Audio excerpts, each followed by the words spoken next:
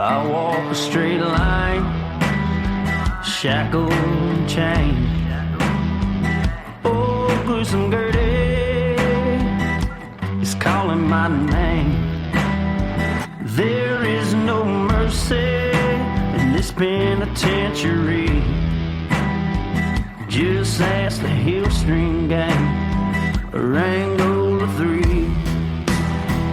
I'm here for life, I'm here to die. Inside these walls, inside the wire. And when the wolf cries, I know it's over. Oh, bloody Angola. Oh, bloody Angola.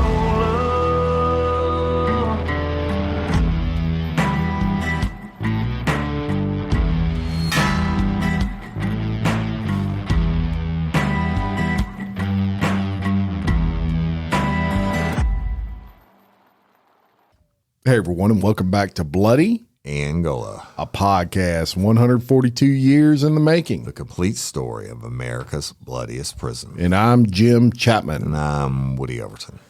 and I forgot my paper. Let me grab it. I got to write the boom. Oh, so my Patreon episode, I don't think I had any booms the whole thing. Oh, really? Not that it matters, but I don't think I had any because it's We didn't have hardly any raw place and now. raw and unedited. I had just a couple of delays while I was scrolling through shit, but it's nothing long. Yeah, no big deal. I like I mean, I listening told to the people, I said, hold on one second, I got to look at this. it. All right.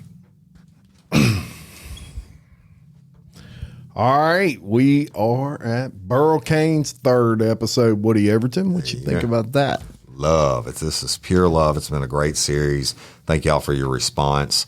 It's just a really special story, and we're not the only ones, Jim, that think this about Burl Cain. Right. Okay, I want to play a little clip, if you don't mind, real quick. I found this. It popped up in the crew page this morning, and Absolutely. and it's just by a guy. Evidently, it's a TV special or something that's coming on, and it's talks about specifically about what Burl does. Known as the most violent of all American prisons and the largest state prison, a Christian warden cleaned it up.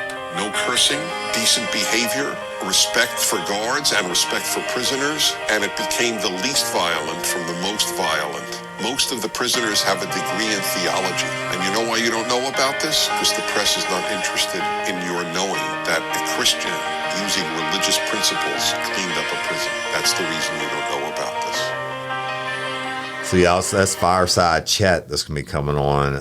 They have a full episode, or whatever, and I really don't know who this guy is or anything. I just called it, but he speaks the truth. Everything that we've talked about it, and you talked about the no cursing and how he tried to redo the culture and everything else. That's right, and did so many great things there. And we left off last week with a neat little story about Barbara Walters that was Page, cool. one of his favorite people he ever had visit that would be considered a celebrity. But he also said in an interview that he did, he was asked, what is your kind of like one of your legacy things that you did in Angola relative to the structures that you built? And he mentioned what some of y'all may not be familiar with, which is the Alamo Church, they call it. Yep. You may be surprised that it is actually a perfect replica of the Alamo. Yeah, the real Alamo. Now, if you go to Alamo in San Antonio now, it's like one wall and a little bit of stuff. It's just a tourist trap. But it's the real Alamo, which was a working mission back in the day. That's right. And the amazing thing, and what he's most proud of about that church, is it cost taxpayers absolutely nothing. Right. And the speed in which he built it. 50 volunteer inmates worked around the clock. They worked in 12-hour shifts to construct that 6,000 square foot chapel from top to bottom in about 38 days. 38 days. It's amazing. Yeah. The Our Lady of Guadalupe Chapel is what it's officially known as, although they call it the Alamo Church. It's steel framed. It has a stucco front facade. Right. And it is as we said, a replica of the San Antonio tourist attraction, which is the Alamo. The church includes seating for more than 200. It features painting, furniture, and stained glass windows that are all crafted by, you guessed it, Inmates. Right? inmates. And it was amazing. The entire building, as I mentioned, was at no cost to taxpayers. More than $450,000 donated by Latin American businessmen Jorge Valdez and Fernando Garcia. Yep. And we actually talked about that in another episode briefly. Yep. And that's awesome. The inmates, they constructed the entire building.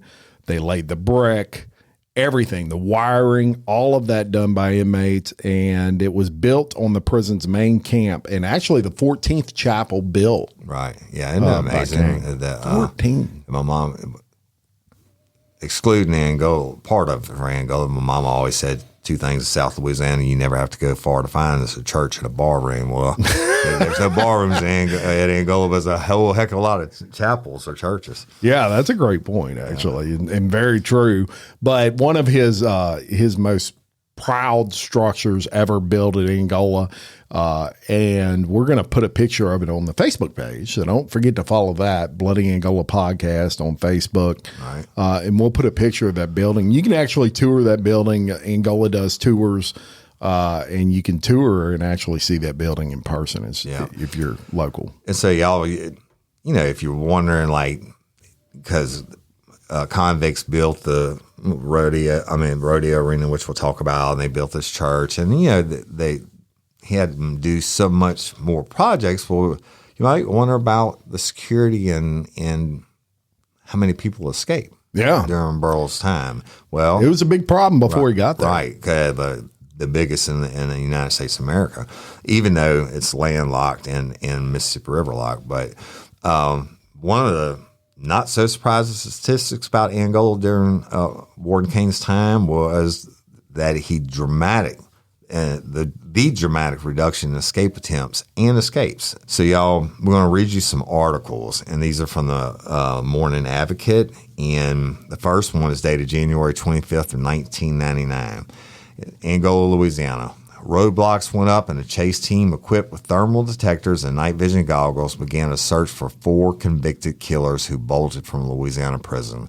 But it was the sharp eyes of 15-year-old Matt Tibbet who foiled the inmates' plans after spotting 2 of the men Sunday while out deer hunting alone. The ill-fated escape, which left 1 inmate dead and the other 3 in custody, began at 2 p.m. when the men, armed with 2 smuggled guns, took a prison maintenance worker hostage and left the prison grounds in a truck. The inmates made it through a gate at the 18,000-acre Louisiana State Penitentiary to a water tower, where they ditched the truck and tied up the maintenance supervisor with duct tape, Warden Burl Cain said. The foursome then fled on foot. It took only minutes for the hostage to free himself and alert the nearest guard post. By then, the inmates had about a half-hour head start, Cain said. Law enforcement from surrounding areas immediately set up roadblocks. The prison's chase team, armed with night vision goggles, thermal detectors, and a pack of dogs, launched a recovery effort for the 4 men, each serving a life sentence for murder. Others monitored the Mississippi River, which borders the prison grounds to the east, while 3 helicopters searched from above. About this time, 15-year-old Tibbet was deer hunting on his family's property and noticed 2 men sitting on the ground about 50 yards away. Not knowing about the prison break, he kept walking.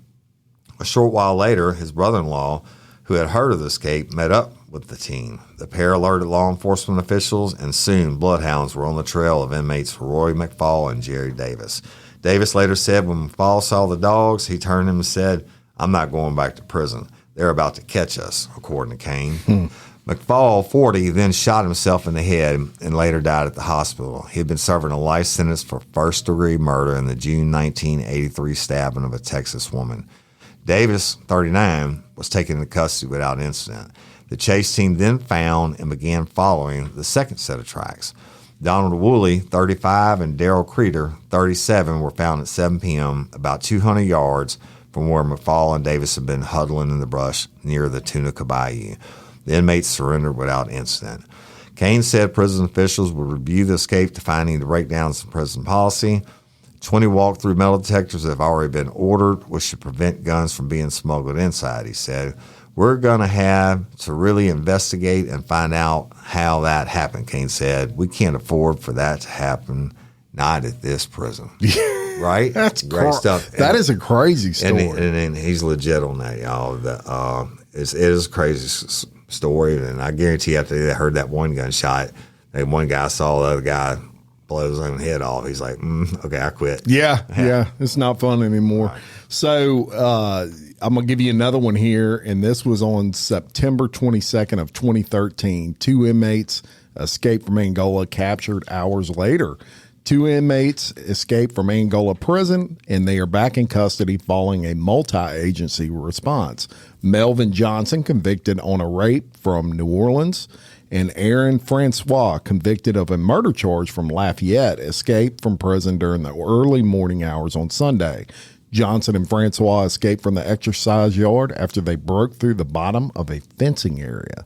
They utilized work gloves and a blue jean jacket to get through the razor wire located on the second fence. Yeah. The Louisiana State Police and West Feliciana Parish Sheriff's Office assisted with the search and confirmed the 2 men were taken back in custody shortly before 11:30 that day.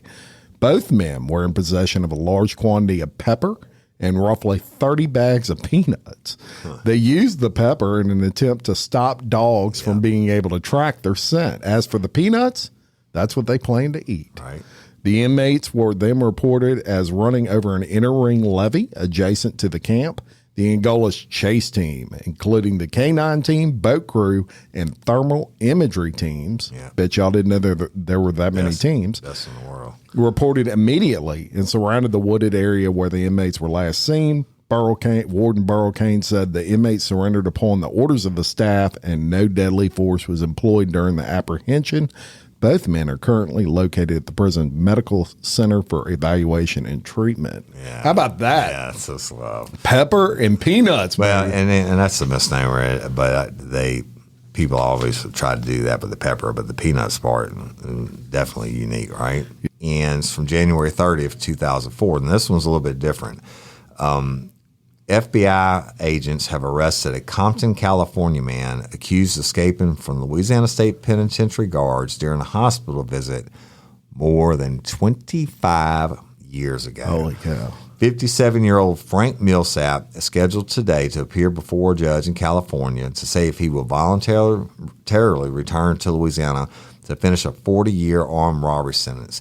If he refuses, Louisiana fugitive hunter Colonel Eric Silva says the state will begin formal extradition proceedings. Silva says that the process usually takes about 30 days. Burl Cain, warden at Louisiana's maximum security state prison in Angola, says that they want Millsap back. He says he wants inmates to know that if they run away, the state won't stop looking for them.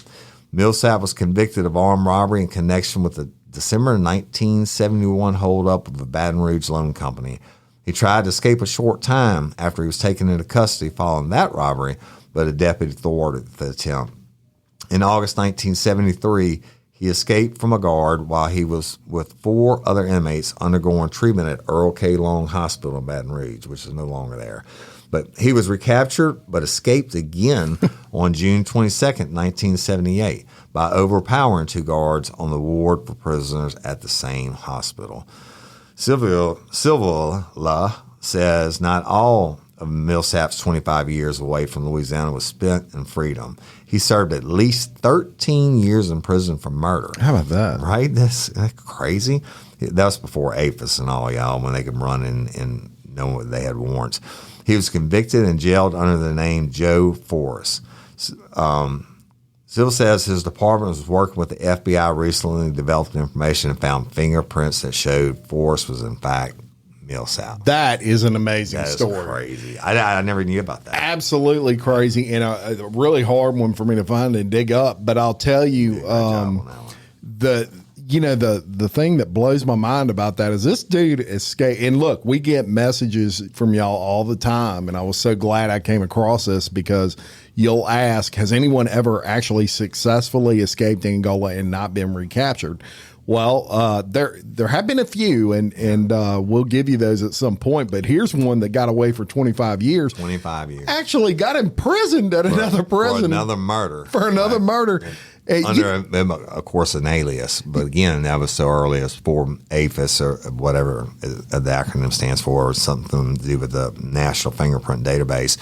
When you get booked in, they run it. If you give them a fake name, your fingerprints are coming back on that. Back then, they would still roll their fingerprints. They had it on cards. They just filed them away. Yeah. In the national database. Yeah, there was no computer to really, like what he says, put that through a database. But the amazing thing is, had that guy just basically said, I'm going clean, right. I've escaped from prison, he probably never would have got caught. In Compton, California? Compton, California.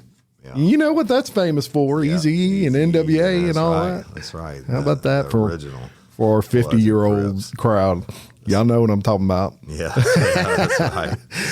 So that was some escapes for you, and now we're going to tell you another story. Me and Woody know very well. Yes. We actually told this story on our live, but Warden Cain was asked what his darkest hour at Angola was, and without hesitation, he said his darkest moment was a hostage situation involving 3 correctional officers that actually resulted in the murder of Captain David Knaps. Right. We know this one well, Woody. Right, and we did cover it in detail in our live shows. It's a horrible, horrible story. And now the training academy is named for Captain Knaps. And we won't go into all the details of it because we'll do it again when we take the lives on the road, because it's that powerful story. But we were fortunate enough to have the entire case file. Yeah, and I mean the real case file. The real deal. But the hostages, y'all, were Captain David Knaps, Lieutenant Douglas Cheney, and Sergeant Radia Walker. And they were taken hostage by inmates Jeffrey Clark, David Mathis, Barry Edge, Joel Durham, David Brown, and Robert Carley. And Captain Knaps, y'all, during that hostage situation / escape attempt, he was bludgeoned to death with a mallet, y'all, with a paint mallet. Jim can tell you about that. But we did this story in our first bloody Angola Live, and we're going to take that story on the road because it's too important. It's so much to it. Yeah, there really is. I get why it was his worst day. Yeah, and we that would take hours to get into what exactly happened, but the gist of it was these inmates took over Camp D, what they call the education building in Camp D, and it wreaked a lot of havoc. They had it planned out pretty good, and they ended up with these 3 hostages. At the end of the day, Burl Cain, being Burl Cain, went in there. There's a whole story. We're not going to tell you yet on that, but he ended up getting control of that situation. I guess would be the best way to put that. Absolutely. Yeah. And 2 of those men to this day are on death row. Right, as they should be. Yeah. So that was his darkest hour. No surprise there. Now, a lot of people want us to do an episode, and we will, on the Angola rodeo. Probably has to be a series, at least a 2-part, because that is the thing Angola is most famous for, besides being the bloodiest, at one time being the bloodiest prison in America. Angola, the rodeo is just a massive event. It's huge, and obviously we record this out of Louisiana. And when it's the 3rd weekend in April or getting close to October, that's what everybody's talking about. Yeah, because it's every weekend in October and 1 weekend in April. Yeah, and the rodeo existed before Burl Cain was warden, but it totally changed when Warden Cain got there. And what I mean is it became what we call in the business profitable. Right. Oh, yeah. Very profitable. Huge money. He really transformed it. It became a self-sustaining event. Before that, they would actually have, losses on the books. One of the things with the rodeo that I can tell you right off the bat and I've been a couple of times, that I really enjoyed were the arts and crafts side of that. And we talked about Clifford Etienne, the Black Rhino. Yeah. He's a master painter, and he paints and sells his to the public during that. But all the convicts that they build the stuff all year long and they sell it, and the money they get to keep, most of them send it to their families to help with shoes or whatever it may be. That's right, and it's a huge financial windfall for the state. There are advertisers now. There are, contracts for cattle. Right. The inmates almost fight to have the opportunity to be in this thing, and they actually give incentive to the inmates, and that is cash incentive. Look, what incentivizes people to jump in there with a bull? Probably money. Right. And so $500 in some cases to the winners of the rodeo. They have certain events, y'all. When you're making 5 cents an hour and you make $500 for the rest of your life, $500 is like $50 million. Absolutely. And they have two interesting events, and that are really intriguing. One of them is called convict poker. Yep. And explain what that's is. Where the convicts sit at a table with, like they're playing poker, and they let a bull out, and the bull comes in, and basically whoever's sitting last and doesn't get up and run or get hurt or whatever wins the money. Right? Yeah. And look, it is like crazy, y'all. I mean, there's a freaking bull in there, bigger than Texas. Yeah. And there's inmates sitting around a table and they can't move. When Jim talks about the contract bringing the cattle in, this professional, like PBR, Professional Bull Riding Association bulls that they bring in for this. That's right. And so back when I was a kid, now I'm sure it's changed now because of federal regulations, et cetera. But I remember my dad telling me about the convicts loved to participate in this rodeo, and they didn't care if they got hurt or not, which is what made it such a great spectacle. Yeah. Because if they got hurt, then they got to lay up in the infirmary with air conditioner in a soft bed, or whatever, for a few weeks out of their life sentence. Right? Yeah, and look, while we're on that subject, since you brought that up, because we're raw and unscripted sometimes. Right. But you may be surprised to know that, especially in Angola, where you work in the fields all the time, you're all the time out in the heat in the summer in South Louisiana. These guys would intentionally hurt themselves sometimes just to get out of work. Right. I mean, like that was a free week in the infirmary if they intentionally busted their ankle up. There's a charge on their books now. It's called malingering. If you get caught either faking an illness or hurting yourself to get out of work, you can be arrested for it. Yeah. So another event that they put on that's pretty cool is called Guts and Glory. Yeah. They actually take a card and they tape it or glue it or however they put it on the bull's head. On his forehead, right? His horns. Yeah. And the whole goal of that is the convict has to pull the card off. Whoever can get stupid enough to get close enough, and however they do it, whoever gets the card, it gets $500. $500, which is like $5 million to free people. That rodeo is so huge, y'all, and there will be cars lined up for miles to get checked and everything. But at its peak during Cain's tenure, the rodeo was grossing over $450,000 a day. A day. Do that times 4 in October, and times 8 because it's 2 days each weekend.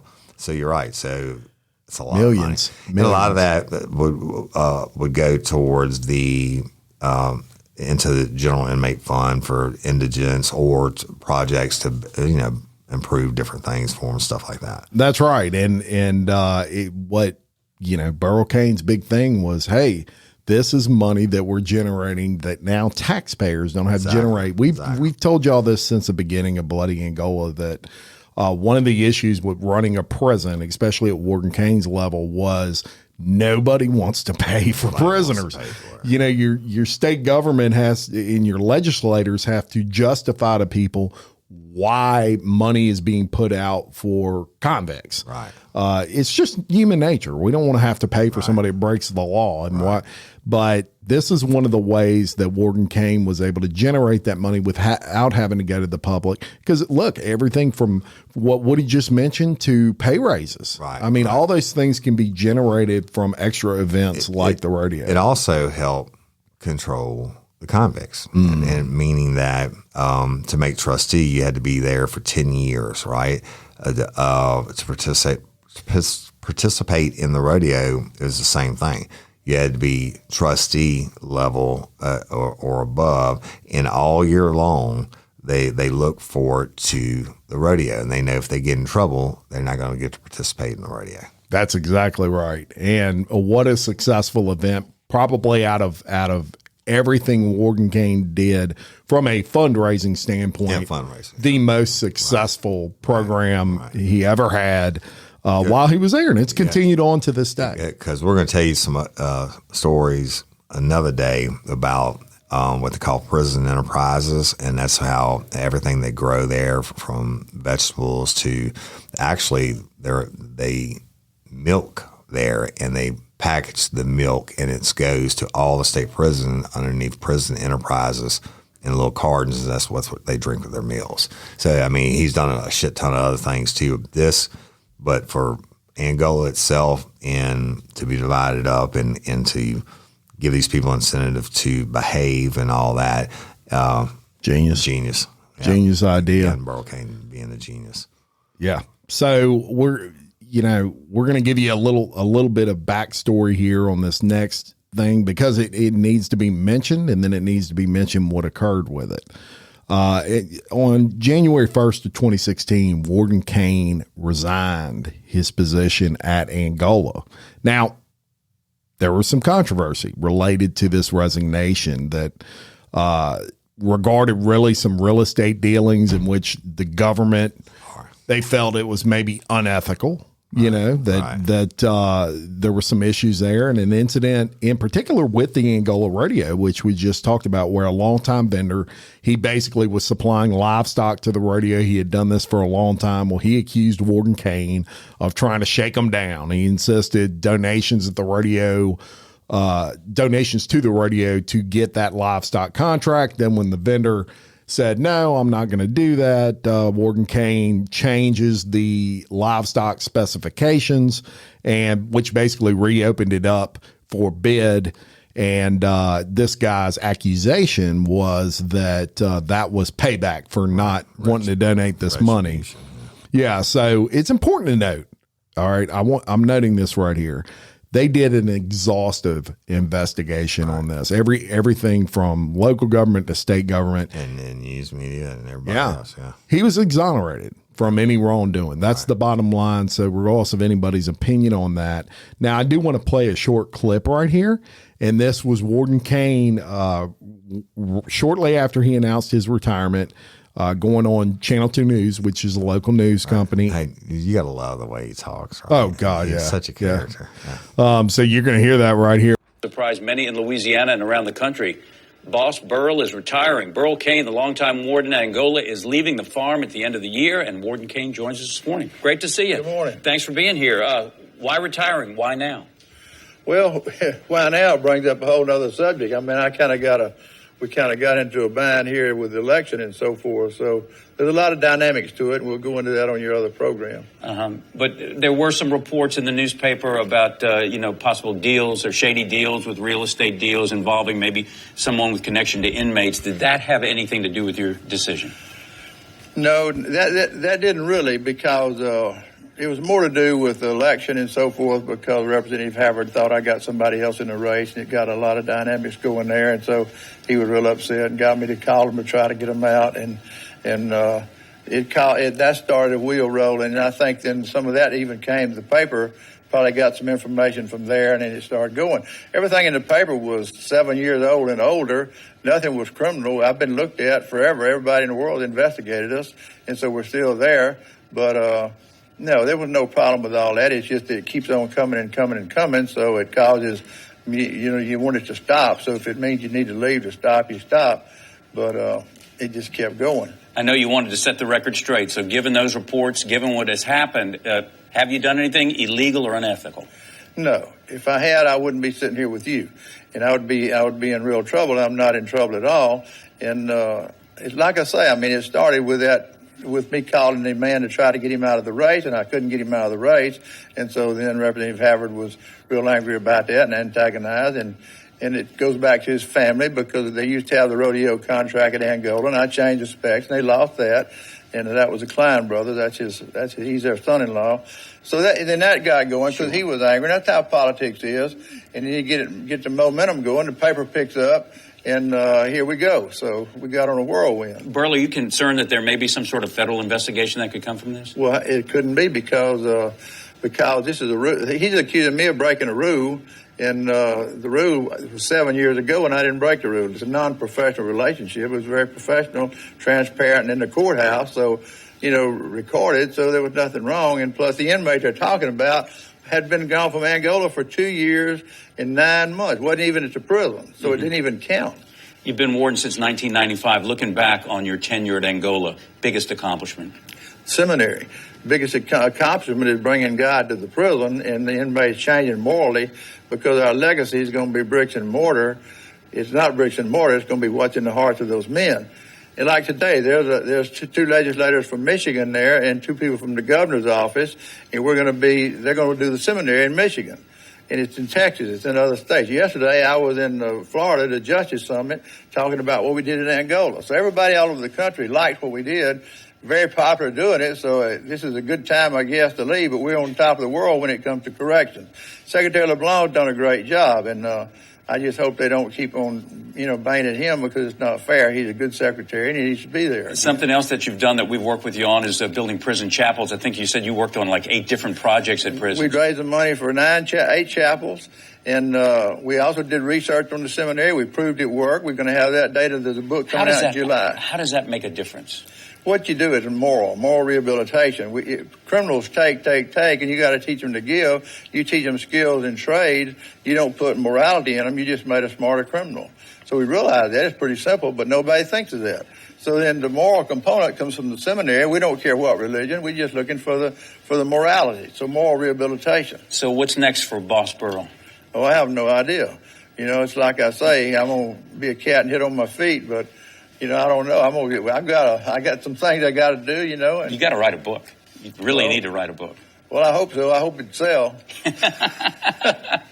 Well, we appreciate you joining us this morning. Now, so Warden Cain, as you heard in that clip, his reasonings for retiring and moving on. And look, this is a guy that ran the largest prison in the United States, and could have run the Department of Corrections for the whole state of Louisiana. But he chose not to. He was focused. He was committed to Angola. He did it, and like all good things, his time came to an end, and you can't blame him. I think it was a combination of things. The investigation and him being sickened by that basically, and he just thought it was time to move on. Yeah. But it didn't make him any less desirable. No, absolutely. He's still healthy. He still wants to work out. You never met a guy that worked like this dude can work. Yeah.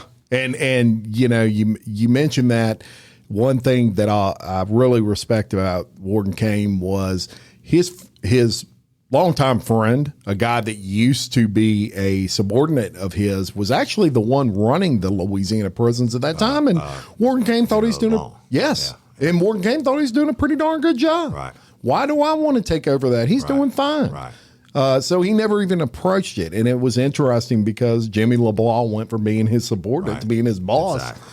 Essentially, over that time period, but I don't think they ever looked at it that way. No, it was. I can assure you, Jimmy LeBlanc always had the respect for Burl Cain. Absolutely, but when you're a stud like that and you've ran prisons for so long, It's like Tom Brady retiring. Yeah. And they still got people that want him to come. That's play right. This season, right? All the other states are like, free agent, and we need help over here in our prisons. And right, and one of the most infamous prisons besides Bloody Angola was Parchman in Mississippi. Yep. And you talk about same type thing, the farm life and the history and everything else. And we'll tell some stories about it in a day. Yeah. But that's just one part of the Mississippi prison system. And so probably, definitely at that time of Warden Cain's retirement, was definitely probably leading the nation in issues with prisons was Mississippi. Yeah. So what does Mississippi do? They're like, well, let's get Tom Brady out of retirement, right? Let's get exactly Burl right. Cain, and not only to come in and run one prison, but to do what he did at Angola on a massive scale throughout their prison system. So in January of 2021, Warden Cain again joined the Department of Corrections, but this time it was not in the state of Louisiana, but the state of Mississippi, but as commissioner, overseeing the entire state, which has had a huge troubled history in corrections. Yeah, and they needed him. Yeah. They needed him, and he answered the call. And here's the interesting thing. So when Cain was appointed, and the governor appoints a commissioner of prisons, right? So this is over the entire system. This isn't just over one prison. Yeah, all the prisons. Yeah. So when Cain was appointed, some criticized Mississippi Governor Reeves for the decision, considering the allegations that, I told you about earlier. And some believe that was the reason he left as warden of Angola. So the governor had something to say about that. And he said, I'm going to quote him here, "The search committee was aware of the accusations. I personally was aware of the accusations, and we did extensive research. Here's the key. Once the politics were removed, the allegations and accusations were basically dropped. I have full confidence in Burl Cain's ability to change the culture at the Mississippi Department of Corrections. I have absolute confidence that he will do so in a way that will make all Mississippians proud, and I have zero reservations in appointing him as the commissioner of the Department of Corrections." You can't ask for a better slap on the back than that. Absolutely correct. And look, we're going to do a Patreon bonus episode with me, you, and Kelly Jennings from Unspeakable Podcast, because she and I both worked for Burl Cain before. Yep. And I'll tell you what, this is just only what got reported. He was under fire his entire career by the haters that said he did this and did that, and it was never proven. We'll put that up. That just be part of the Patreon bonus episode, which we're going to drop for y'all. But well, and let me say this before you go on. Here's the thing, and I know a lot of people listening can relate to this. So anytime you're good at anything in life, you're going to have haters. Oh, absolutely. You're going to have people that are jealous. You're going to have people that want to be where you are. Especially when you're in the public eye. That's right. Yeah. And they're going to try to tear you down rather than build you up. And that's happened, and it happens in everything from professional sports to us as podcasters. That's it. And y'all never hear those stories either because they're not worth mentioning. They're not worth mentioning, but it is a part of life. And to be able to handle that the way he did over all of those years in Louisiana, to me, was really impressive. Right. So I wanted to make that point. Yeah, absolutely. So what happens? Warden Cain is now the warden or the boss man over all Mississippi prisons, state prisons. And guaranteed the convicts heard about it. Oh, yeah, they knew he was coming. Well, you know what? I think a lot of them would have been happy, right? Yeah. And finally, like, holy shit, we're going to not have maggots in our food and not be getting raped and killed every night and stuff like that, right? So what does Burl Cain do? That's hard to improve on almost perfection, right? He improved himself over the years at Angola from the first execution and how he improved those afterwards because it bothered him. He's like us in the podcast world. Everything, we make mistakes, right? Yeah. But we strive to get better. Learn from them, strive to get better. So he did the same thing. He brought his game plan, and his mission number one Cain said, was to get staffing up to speed. So he immediately went to every prison across the state to do that. And another key piece of Cain's strategy is the faith-based building a new chapel inside the prison walls. And we played y'all that clip earlier, that whatever that show is, we'll put it in the show notes, about how he turned Angola around basically with the faith base. But Cain said, he said this regarding an escape of 2 convicts shortly after he took over Mississippi and his mission to alleviate gangs, which is a huge problem in Mississippi prisons. So in Louisiana, let me digress for a second. In Louisiana, way back when, I got asked about it when I was in college, and I had already been a correctional officer. Yeah. And it was a corrections class. And I'm like, I told the professor after class, I said, this is wrong, this is wrong, this is wrong. And Burl Cain had been my warden. But the textbook said that the prison gangs were everything, and then they were in other prisons, but not at DCI where Burl Cain was, because they classified when you came in, if you were blood or you were Crip, they didn't even put you together on the same yards. They stripped it. I mean, they took pictures of your photographs. He was very focused on that when the gangs were first coming relevant. So he did it in Mississippi too, right? That's right. He did, and recognized the issue. And look, in Angola, or really in the Louisiana prison system, gangs became non-existent, primarily off of his belief that once you separate those leaders, the problem ceased to exist. Well, these 2 convicts, they escape shortly after he takes over in Mississippi, and he was commented on that after they were caught. And he says, well, there's 2 of them in a car that ought to be sleeping tonight in Colorado. There's another one going to be on a car in about 4 days. It's going to be in a Florence prison where El Chapo is in Colorado. Now, Supermax. We are referencing Supermax. Right. So if they want to keep being gang leaders, they can do it from a distance, because they ain't going to do it here. So chop the head off the snake. Right? That's classic Burl Cain. Right. What they gonna do? That's crazy. Meanwhile, we're gonna have all these moral programs and so forth where you can do good with our reentry program and so forth. Anyway, we don't even want to admit that we have much of a gang problem. There's one more place that we're going to be working really hard on, and that is we've got to do some serious investigation, but we know it. And we know where they are, and the gang members are identified. We've had 6,500 and a few now. Now we have only a few, 2,400 or so, because people are getting out of the gangs, and we're enabling them to do it. Right. Another thing that he did that was really special in Mississippi when he took over was he encouraged letters from the inmate.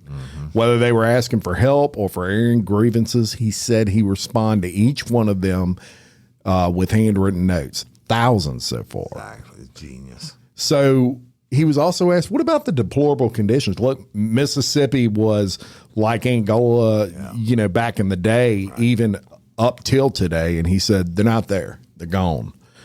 Yep. With Cain's history of cleaning up prisons, Woody and I don't doubt that. Not for a second. And I know, he just lives to do it, right? Yeah. And here he is now. He's 80 plus years old.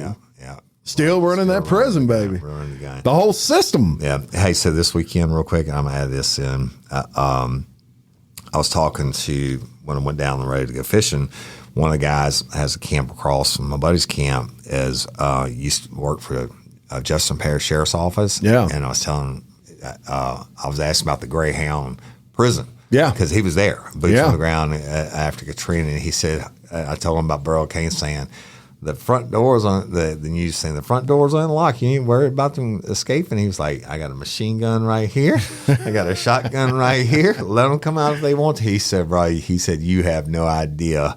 He said, Burl Cain ran that place. Come on. He said, we used to bring them in to book them. And there was no doubt that if they did anything, they were going to kill him.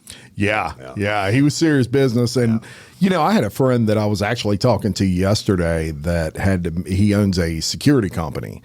And they do, I'm talking mass security, you know, AI cameras and things like this. And they primarily focus on prisons and schools and these big projects. And he met with Burl Cain. He's met with him several times, but he told me I said, man, you got any funny stories or anything? And he said, well, the first time I met with him, he asked me a question. And I said, what was the question? He said, he asked me if I was a pig or if I was a hog. And I said, what should I be? And he said, well, you always want to be the hog because pigs get slaughtered. Pigs get slaughtered. And this is what, and you just remind me of that. Pigs get slaughtered. Hogs get fat. Yes. Right? Yes.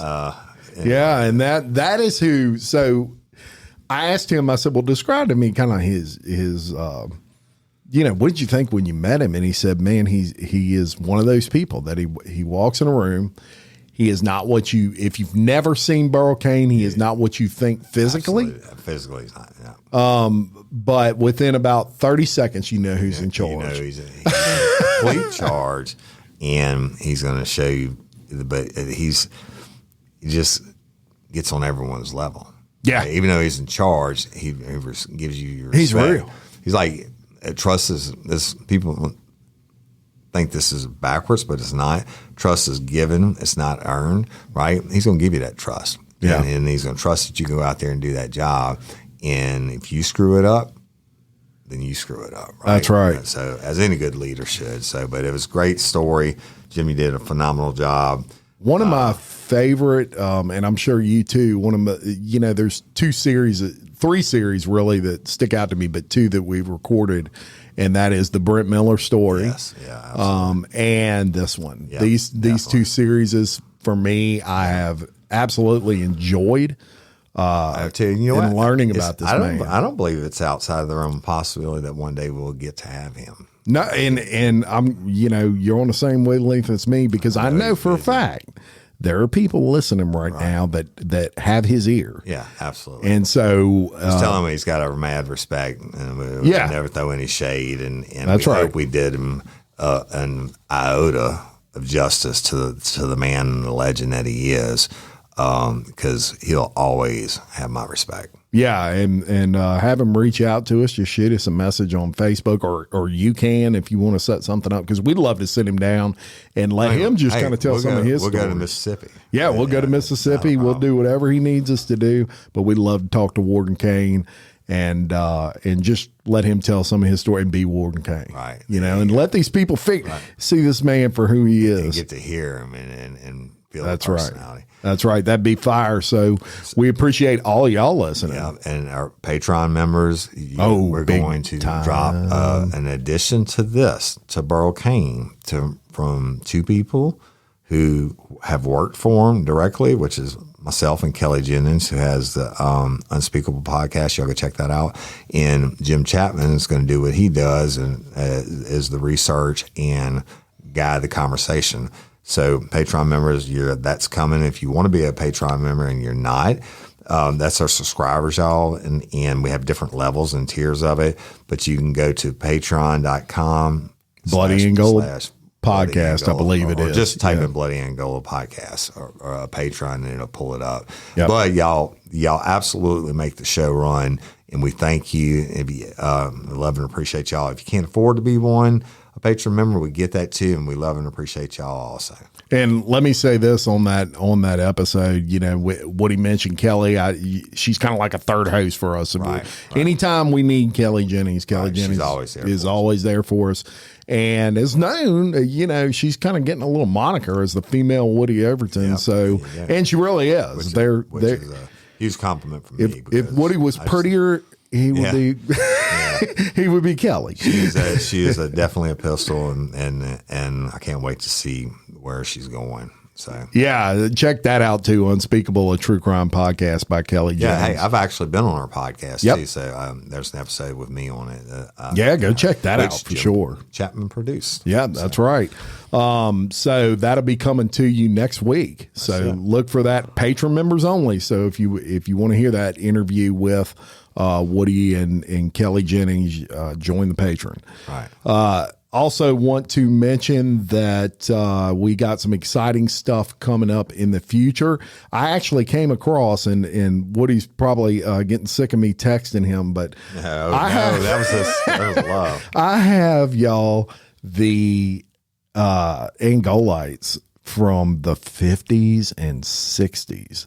And the Angolite, for those of you that have heard of us talk about that, that's a prison magazine. But the special thing about the 50s and 60s is that when it was mostly unedited, meaning that they didn't hold back on what they said as much as they may do nowadays. Nowadays, it probably gets vetted by 50 people in the correctional system. Back then, it did not.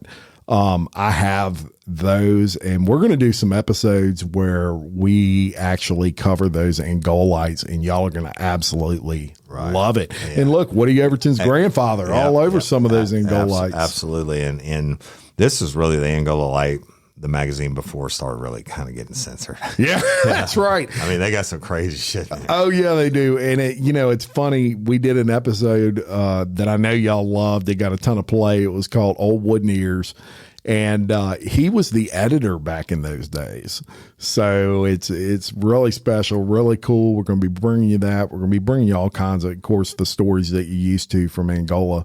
But we really appreciate all of y'all listening, all of your support, patron members. We could not do any of this without all of you, of course. Look, Real Life, Real Crime Daily and Real Life, Real Crime, which are the other podcasts that we're involved with, are both just absolutely on fire as well. And I know there's maybe some people on here that haven't had the opportunity to partake in those podcasts. So check those out if not.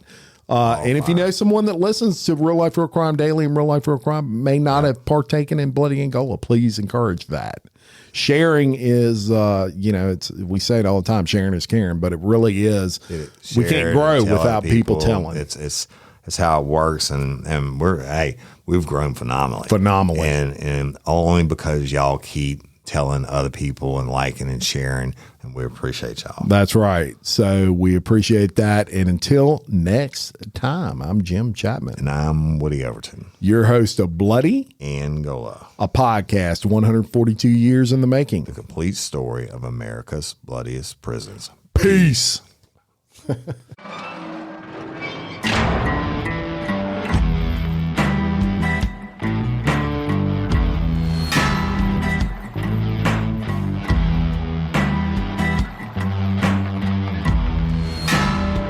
I walk a straight line, shackled and chained. Oh, gruesome Gertie is calling my name.